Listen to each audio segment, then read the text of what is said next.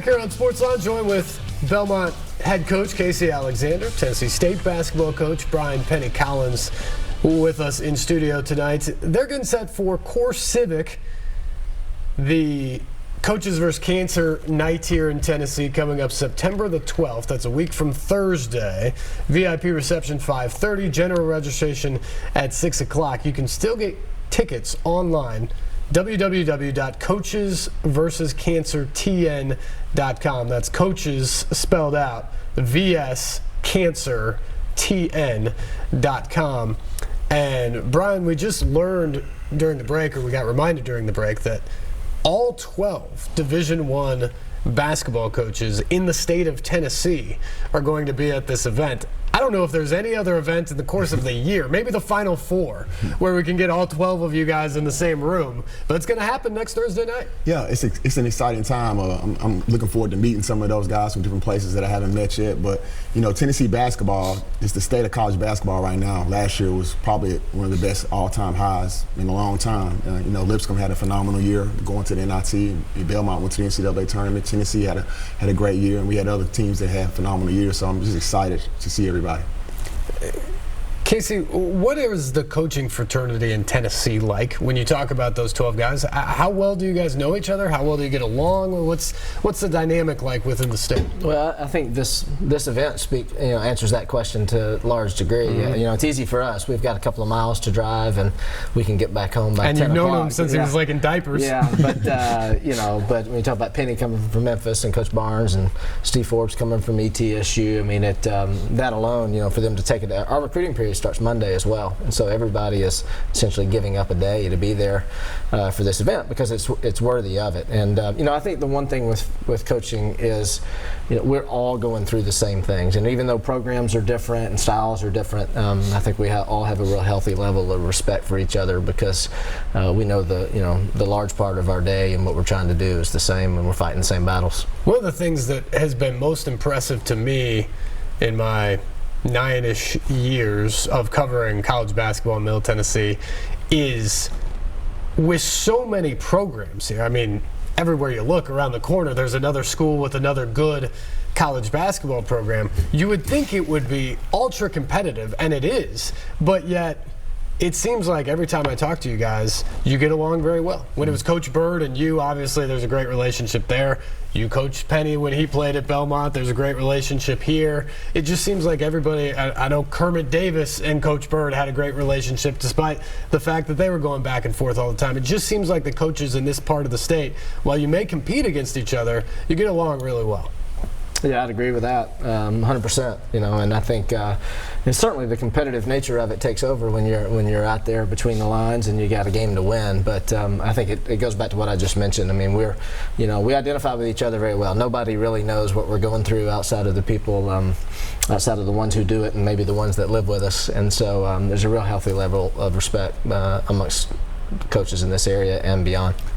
Brian, you're the youngest part of this fraternity around here. What's it been like walking into a fraternity that has guys like Rick Barnes, and you've mentioned Penny Hardaway, a guy who's an NBA legend who's now coaching in college basketball. Your old head coach, Rick Bird, was at Belmont last year. Now you've got Casey in charge there. What's it been like working with and working against some of these guys in your own state? It's been interesting. You know, I definitely have looked up to a lot of people that I'm coaching against. But, you know, when you're a competitor, you really just kind of goes out the door once those games start. Because I think I almost played almost everybody in the state except Steve Forbes, and Rick Barnes. But I pretty much have played against everybody. And you know, after the games, it's everybody's just trying to help each other out. You know, I don't know if Casey's going to do it now because we're in the same league. But if I called Casey and I needed some advice on something, he would give it to me. And the same for any of those other guys as well. I imagine it'll help you out. Maybe not when you're playing them, but anybody else in the league, you can go beat up on them.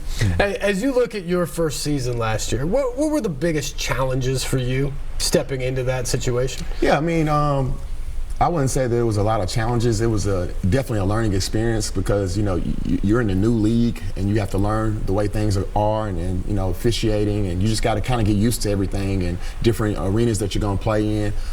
We had a good team last year. We suffered a lot of injuries.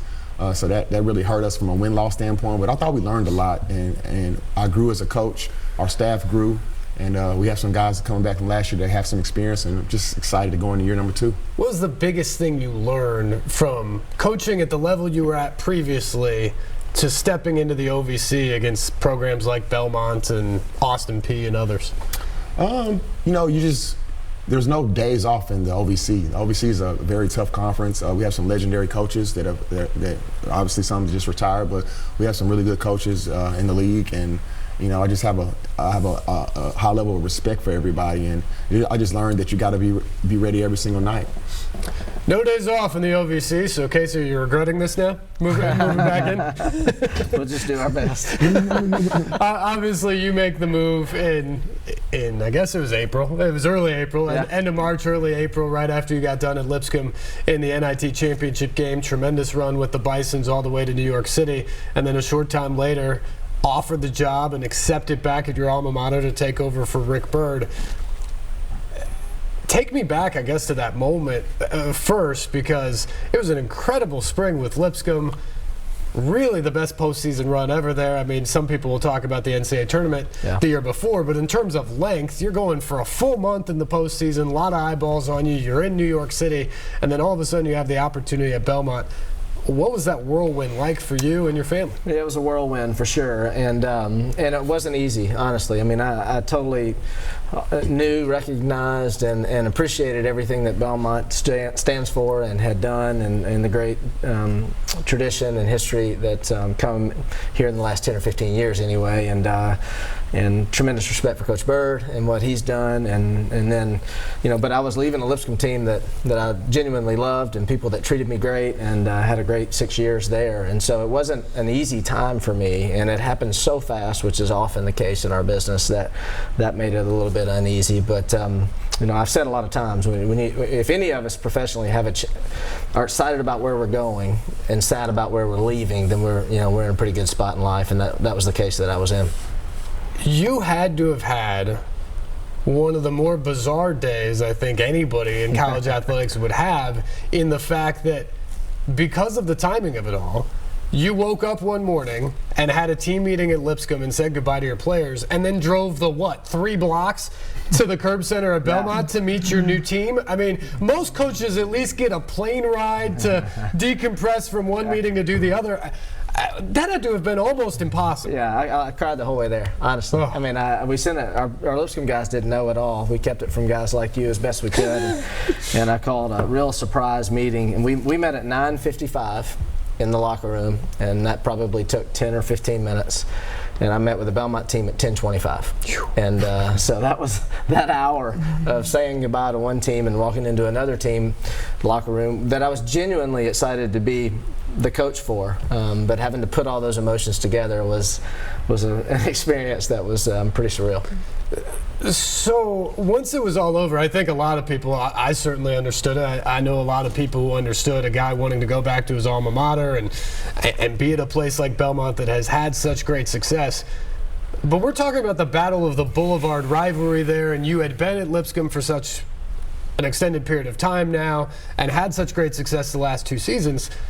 What was the reaction like when people would see you out and probably knew you from both places? Well, I'll say this. The people at Lipscomb could not have treated me any better, and still don't to this day. I've got 2 kids that go to Lipscomb Academy, and my daughter goes to Lipscomb University, and so we still interact with a lot of people there, and they've been tremendous, and that doesn't surprise me a bit.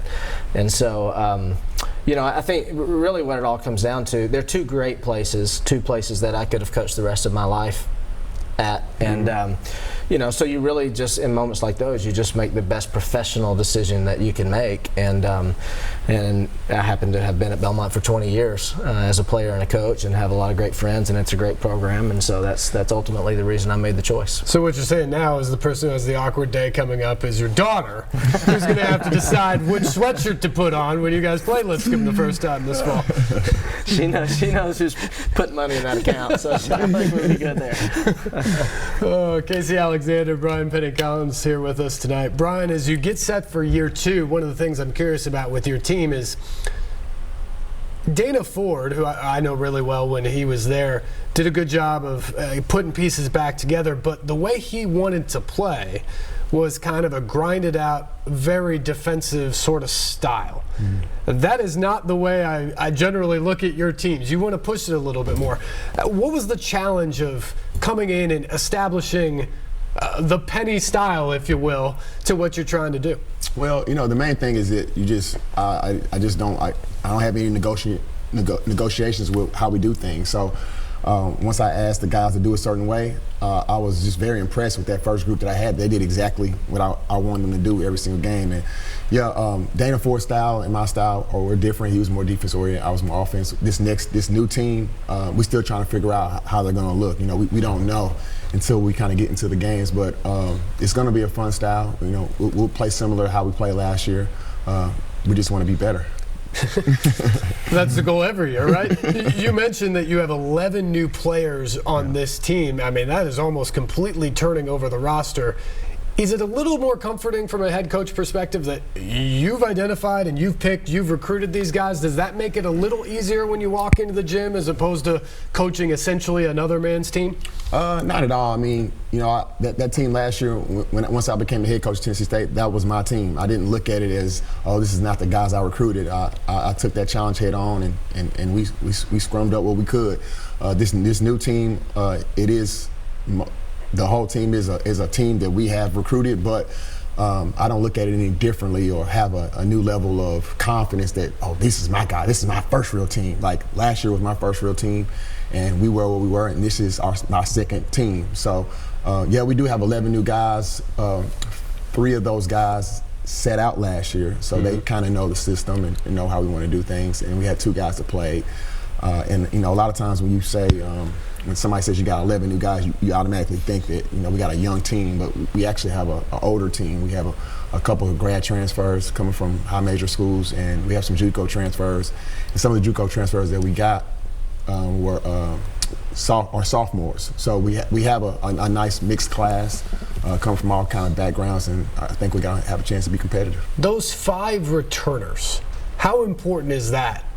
Whatever the number is, whether it's 2, 5, 10, how important is that to every coach when you're trying to establish the culture and a way of doing things in the gym? Well, once again, coming from Belmont, that was something that I always picked up on that Coach Bird always did. He always had a couple of red shirt guys sitting out every year.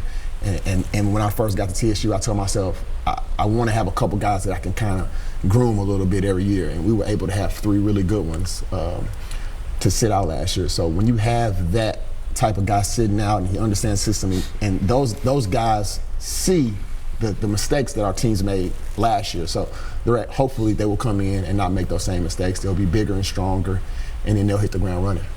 He's Brian Collins, the head coach at Tennessee State. Casey Alexander, the head basketball coach at Belmont, also here tonight. We're talking a little bit about Core Civic, the Coaches vs. Cancer event sponsored by Core Civic, coming up a week from Thursday night, September 12th at the Music City Center. It all starts about 6 o'clock over there. If you're interested, tickets online, www.coachesversuscancertn.com. If you're still interested in helping out at a very great event, we'll talk more about that. We will also talk plenty more about college basketball as we get you set for the 2019-2020 season coming up here as we continue on the program. Time for a break. Back with more SportsLine right after this here on NewsChannel 5 Plus.